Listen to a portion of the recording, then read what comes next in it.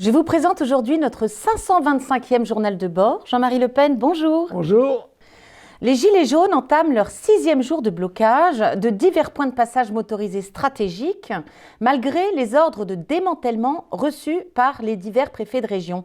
Pourquoi cette frilosité des syndicats, hormis Force ouvrière, FO Transport, sont-ils selon vous de mèche avec le gouvernement? Et auquel cas, est-ce un bon calcul gouvernemental que d'avoir libéré cet espace, selon vous? Oui, enfin, je crois que les Gilets jaunes n'ont pas demandé d'autorisation au gouvernement. C'est une réaction populaire massive, d'une importance beaucoup plus grande que celle des chiffres officiels. Parce que d'habitude, on a les chiffres des organisateurs et les chiffres officiels qui diffèrent généralement à 300%. Bon. Or, je signale qu'il y a tout de même un syndicat de police, celui qui a été dirigé par cette jeune femme qui s'est suicidée récemment, là, a dit qu'à son avis, il y avait plus d'1 million de participants. Et d'ailleurs, le chiffre en lui-même de 285 721 est ridicule. Il est bien évident qu'on ne peut pas apprécier le nombre des manifestants, lesquels changent dans la journée, etc., avec cette précision. Non mais rien que cela, c'était l'aveu de la mascarade. En fait, moi je condamne très sévèrement, je dois dire, l'attitude du gouvernement qui, par M. Castagneur, qui mérite son nom, semble-t-il, M. Castagneur qui diffame les manifestants en les accusant de racisme et d'homophobie parce que dans un cas ou dans deux, il y a eu des problèmes sur 1 million de manifestants. Cette manière de procéder est scandaleuse et montre bien la faiblesse du gouvernement, obligé d'utiliser des méthodes de voyous pour essayer de faire valoir ses arguments. Alors si on revient sur les causes profondes du mouvement, tout le monde s'accorde à dire que c'est une situation qui trouve ses racines il y a 30 ou 40 ans dans les non-réformes en France. Moi, je voudrais vous proposer une remarque et puis savoir ce que vous en pensez. Est-ce qu'on peut relier ce qu'a été l'immigration de masse, puis le chômage de masse, puis la dette massive et enfin la pauvreté de masse? Est-ce que ça n'est pas ça le bon diagnostic et le bon chemin qui a été suivi? Oui, c'est sûr, mais ça c'est sa traduction dans le réel, c'est-à-dire que dans les derniers mois, la vie a augmenté considérablement par rapport aux ressources des gens et que la plupart il y a un certain nombre de millions de Français qui n'y arrivent plus. Et ce sont eux qui descendent dans la rue. On voit bien que les gens qui sont affublés d'ailleurs de leur uniforme, d'un uniforme que leur a fourni la loi, puisqu'il est obligatoire d'en avoir dans sa voiture, eh bien, sont des gens qui ne sont pas des manifestants habituels, sont des gens qui sont excédés, qui n'en peuvent plus et qui essayent de se manifester, ce qui est permis en principe, sauf quand M. Castagneur dispose de ses brigades.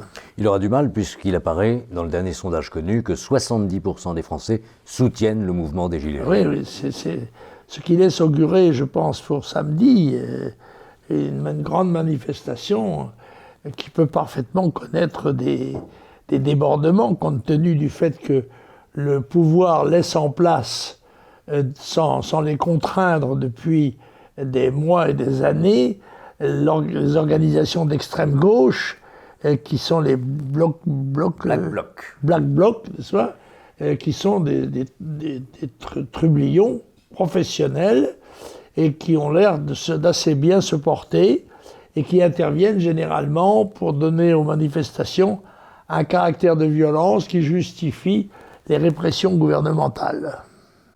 Oui, et encouragé donc de ce fait par le gouvernement. Écoutez, je crois que le gouvernement ne sait plus où donner de la corne, n'est-ce pas? Alors revenons, si vous le voulez bien, à l'inévitable affaire Carlos Ghosn, que vous avez sans aucun doute épluché. N'aurait-il pas été, selon vous, trop rapidement livré à la vindicte populaire? Je ne sais pas, c'est ce que l'enquête va nous révéler, en notant au passage tout de même que la garde à vue au Japon, c'est plus sévère qu'en France. Hein. Oui. Le président de Renault-Nissan a été remis pour 10 jours en garde à vue, ce ne serait pas, en France, c'est maximum 4 jours, je crois, hein. Et encore dans des cas de terrorisme. En l'occurrence, Carlos Ghosn n'est pas un terroriste, c'est peut-être un truand, mais c'est pas un terroriste. Alors, je ne sais pas ce qui va en arriver. Il est possible aussi qu'il y ait des manœuvres japonaises pour essayer de récupérer le contrôle de Nissan, qui est une maison japonaise dont l'alliance Renault-Nissan tire ses bénéfices. D'ailleurs, c'est Nissan qui fait des bénéfices et Renault qui fait des pertes. Enfin, il s'avère qu'il n'est toujours pas démis de ses fonctions, de toutes ses fonctions. Il est toujours président, à cette heure-ci, de Renault. Absolument. Il y a une espèce de présidence, comment dirais-je, par intérim, en attendant de connaître les résultats de l'enquête, ce qui est un peu normal quand même. Alors à propos de présidence de Renault, un candidat s'est déclaré, c'est notre ami Bruno Gollnisch, dans une lettre. En tant qu'actionnaire de Renault, il fait remarquer d'ailleurs que son action a chuté sur la période Carlos Ghosn, donc il met un petit peu en doute le côté grand patron efficace et les résultats pour les petits actionnaires. Et il se dit qu'après tout, compte tenu de ses performances, de sa parfaite connaissance de la société japonaise et de la langue japonaise, il ne serait peut-être pas le plus mal placé pour remplacer à la tête de Renault Carlos Ghosn. Mais je pense que la lettre de Bruno Gollnisch va bien au-delà du gag médiatique.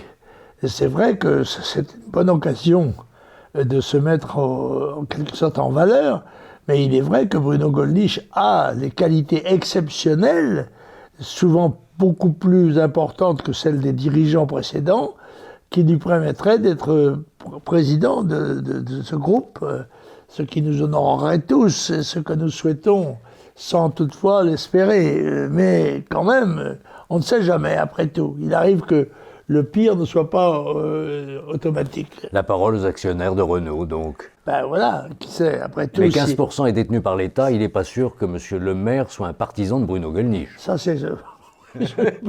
je pense, mais comme on voit le peuple se manifester, après tout, le peuple des actionnaires de chez Renault pourrait à la rigueur porter à la tête de la maison quelqu'un qui ne soit pas qui ne vit pas dans les arcanes habituelles. Et puis il a fait un geste puisqu'il portait lui-même samedi dernier un gilet jaune.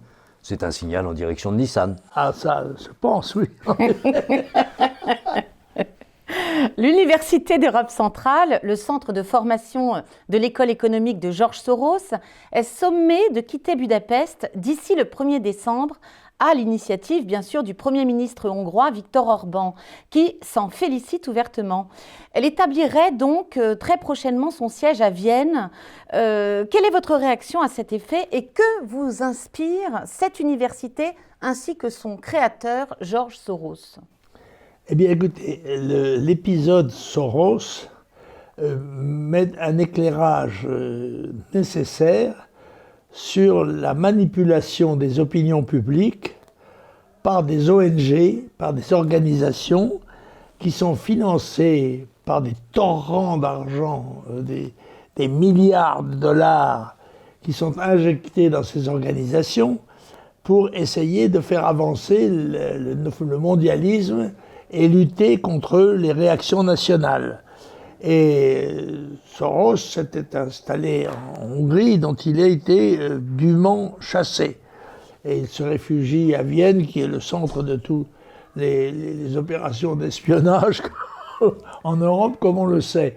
D'ailleurs, cet incident, à mon avis, devrait faire se poser la question à beaucoup de gens des ONG.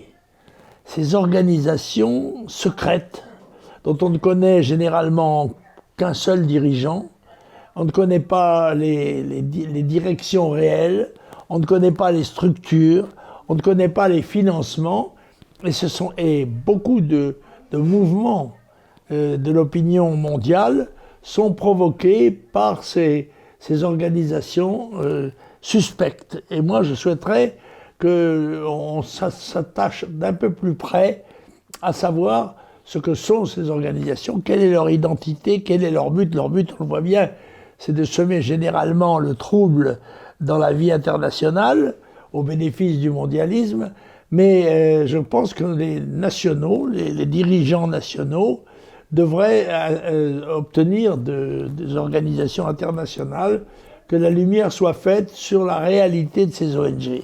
Alors justement, puisqu'il s'agit d'opinion nationale contre mondialisme, un petit mot des élections européennes. Vous pensez toujours que cette élection européenne du mois de mai prochain va être capitale dans l'expression politique des différents peuples européens? Je crois qu'elle est capitale, elle est surtout capitale d'ailleurs en France, parce que de toute évidence, le mouvement national a besoin d'un coup de booster, si j'ose employer la langue anglaise, et que si elle obtenait le résultat possible, sinon probable, ça dépendra de la manière dont la liste sera constituée, mais si Marine Le Pen sait constituer une liste qui dépasse le Rassemblement national, bien que ce nom semblerait contenir le tout, il faut dépasser cela et la faire la plus large possible. Et dans ces conditions, le résultat peut être extraordinairement positif et servirait en quelque sorte à lancer toutes les élections suivantes et amorcer un mouvement de redressement indispensable pour arracher notre pays à la décadence qui le mine et le menace de mort. Alors, saviez-vous que le conseil départemental de Mayotte subventionne, voire finance, le pèlerinage à la Mecque, tout en affirmant respecter la laïcité? En ce sens où 70 000 € ont été versés en 2018 à 4 organisations religieuses musulmanes différentes, et le président du conseil départemental d'expliquer que cela finançait non pas le culte, mais uniquement le voyage. Que pensez-vous de cet argument, Président ? Le président du conseil général, régional, se fout du monde. Bien évidemment que si on finance un pèlerinage à Lourdes, ça n'a pas qu'une seule conséquence économique et commerciale. Bien sûr, ça a ta vocation religieuse. Mais il faut dire que Mayotte est une de ces conquêtes de Sarkozy, n'est-ce pas, qui les fait entrer dans la communauté départementale française, alors que l'on sait très bien que les femmes des Comores viennent accoucher à Mayotte pour pouvoir acquérir en vertu du droit du sol la nationalité française, ce qui permet la naturalisation de leurs parents, et ainsi de suite. C'est une des pompes d'immigration massive qui là-bas a un caractère tellement évident que même la population en est révoltée. Alors comme vous le savez peut-être, il y a 2 sujets de réforme qui sont dans les tuyaux pour le début de l'année prochaine. La réforme de la loi de 1905 sur la laïcité, justement, la séparation de l'État et des églises, il en est question. Et puis la réforme de l'ordonnance sur les mineurs de 1945 de manière à la durcir. Alors, sur la question de la laïcité, est-ce que c'est prudent de toucher à la loi de 1905 ? Je crois que, compte tenu des circonstances politiques actuelles, il me semble que la sagesse consisterait à ne pas bouger, n'est-ce pas ? À savoir qu'il n'est pas nécessaire de changer. Quand il n'est pas nécessaire de changer, il est nécessaire de ne pas changer, disait Georges Bidault. Et sur l'autre point, alors, la réforme concernant l'ordonnance sur les mineurs, l'ordonnance de 1945, vous savez, qui empêche d'appliquer aux mineurs la législation que l'on réserve aux adultes, aux majeurs, sauf que la structure de la population a beaucoup changé, l'évolution n'a plus rien à voir avec ce qu'était un mineur défini dans l'esprit de 1945. Ça, peut-être que durcir les peines ou assimiler certains mineurs à partir de l'âge de 15 ans à des majeurs s'impose. Oui, mais cela pose tout le problème de la répression, parce que est-ce que l'État actuel a les moyens d'assurer l'exécution des lois ? Par exemple, il y a, je pense, 30 000 détenus de plus que ne peuvent en contenir les prisons. Bon, par conséquent, on ne peut pas élaborer une législation qui permette de mettre des gens en dehors du circuit, en prison, en quelque sorte, si on ne construit pas de prison. C'est toute une politique qui est pénitentiaire, qui est elle-même une politique judiciaire, qui est elle-même une politique nationale. Ce n'est pas une réforme qu'il faudrait, monsieur, c'est une révolution. Il y a aussi, d'ailleurs, si on y pense, le nouveau service national d'1 mois qui est également annoncé pour l'année prochaine. Oui, ceci est dérisoire.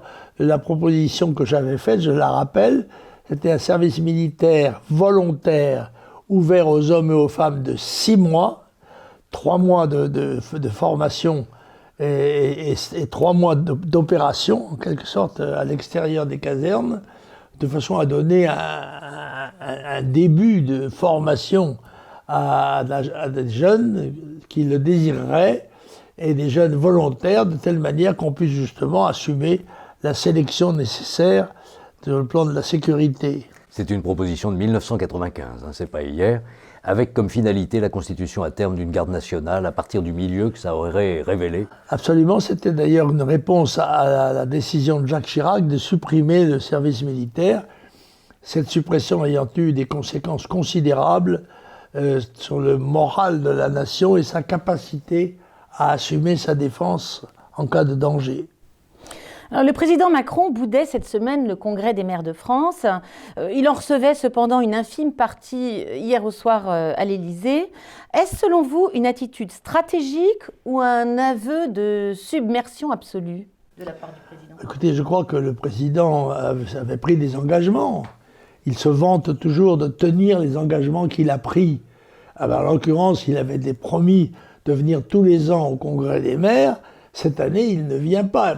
Pourquoi ? Parce qu'il a peur d'une bronca de cette partie de la population qui est particulièrement représentative, en quelque sorte.